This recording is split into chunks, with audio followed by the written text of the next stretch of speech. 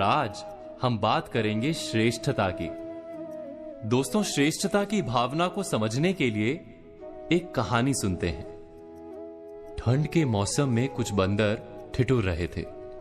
तभी उन्हें एक जुगनू मिला। जुगनू से रोशनी आ रही थी, जैसे वो कोई उड़ता हुआ अंगारा हो। बंदरों ने जुगनू को पकड़कर सूखी लकड़ियों पर रखा और सब मिलकर उसे फूंकने लगे।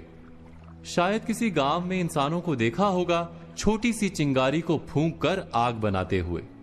उन्होंने भी आग लगाने का प्रयास शुरू कर दिया। कुछ ही देर में जुगनू मर गया। उससे आ रहा प्रकाश बुझ गया। बंदरों ने दूसरे जुगनू को पकड़ लिया और फिर से फूंकना शुरू कर दिया। पास के पेड़ पर एक सयानी चिड़िया बैठी थी। बंदरों की मशक्कत देखकर चिड़िया ने बंदरों से कहा कि आप बेकार मेहनत कर रहे हैं। ये जुगनू है, चिंगारी नहीं। देखा नहीं मुझे जुगनू को खाते हुए? अगर ये आग होती तो मैं जल जाती। तुम सब बेकार मेहनत कर रहे हो। हम विचार करेंगे तो तुरंत जान पाएंगे कि हमारी भी आधी जिंदगी ऐसे ही कई प्रयासों में बीत जाती है। कोई आईने में अपना मुख देखकर अभिनेता बनने निकल पड़ता है। जीवन बीत जाता है मगर सफलता नहीं मिलती। कोई व्यवसाय करने का स्वप्न लेकर जीता है, नौकरी नहीं करता और दरिद्र रह जाता है। कोई जुए में लाखों जीतने का स्वप्न लेकर चलता रहता है और जीवन नष्ट कर देता है।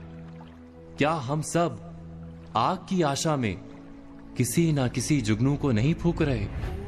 उस कहानी की चिड़िया ने जब बंदरों से कहा कि तुम सब जुगनू को फूंक कर आग नहीं लगा पाओगे, तो बंदरों ने गुस्सा होकर उस चिड़िया को मार दिया। हमें भी जब कोई कहता है कि हम जिस स्वप्न को लेकर चल रहे हैं वो मिथ्या है, तो हमारा प्रतिभाव क्या ऐसा ही नहीं होता? क्या सलाह देने वाले पर हम गुस्सा नहीं हो जाते? अब यह भी आश्चर्य है कि एक और हमें कहा जाता है मनुष्य जब कोई स्वप्न लेकर मेहनत करता है तो अवश्य सफल होता है। दूसरी ओर यह भी कहा जाता है कि सारे स्वप्न सफल नहीं होते। समय आने पर जुगनू और चिंगारी का भेद समझना आवश्यक है। इस दुविधा का उपाय क्या है? जो व्यक्ति ये कहता है कि उसे किसी के सुझाव की आवश्यकता ही नहीं, जो व्यक्ति ये मानता है कि उससे अधिक बुद्धिमान अन्य कोई है ही नहीं और उसके सारे फैसले 100% सच हैं, वही श्रेष्ठता की भावना है। इससे बंधा मनुष्य क्या वास्तव में अपने आप को जान पाता है? क्या उसके भीतर सच्चा आत्मविश्वास जन्म ले सकता है?